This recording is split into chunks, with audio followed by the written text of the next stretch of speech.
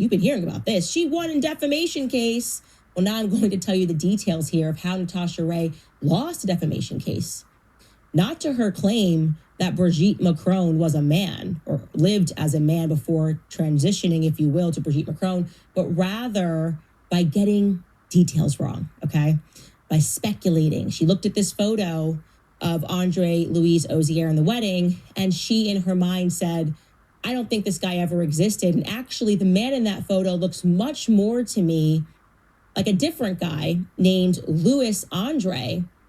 Yeah, literally just flip the name. So you have Andre Louis in the photo. She thought that in that photo was actually Louis Andre, who is, in fact, his first cousin. So she speculated. She just made that assertion. Like, that's not, they're just pretending, and that's whoever it is that his first cousin married. But Natacha was, in fact, wrong, okay? But Natacha was, in fact, wrong. So the Élysée Palace called up Louis Andre, had a conversation, and encouraged him to sue her for defamation, which he did. So again, I want to be very clear. What was at root in that defamation case? It was not whether or not Brigitte Macron was born a male. And I also want to be clear here that the defamation case would not have taken place were it not for the intervention of the Élysée Palace, promising that they would join in on the lawsuit, even though they never did. Now, how do we know they did that? Because another journalist, another left-leaning journalist, feminist, named Emmanuelle Anizon, who similarly wrote a book about Brigitte Macron, wanting to debunk all of the rumors about whether or not Brigitte was born a man. She was the only journalist who actually penetrated through to the Ozier family. She actually spent time with that misidentified cousin, Louis Andre.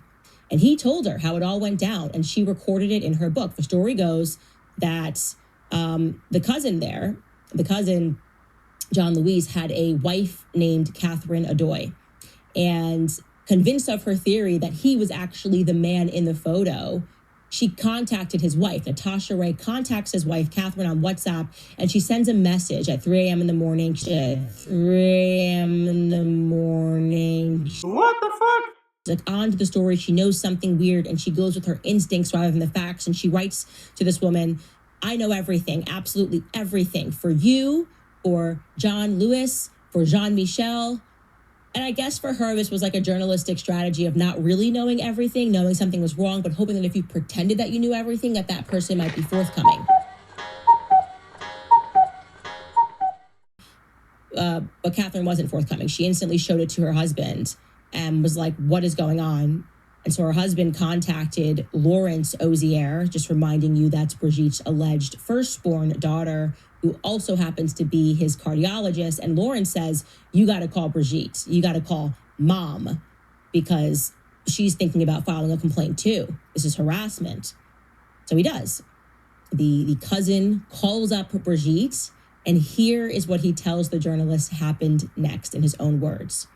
Quote, Brigitte tells me she's sorry and that it's all her fault, that we need to press charges, and that she agrees to file a joint action.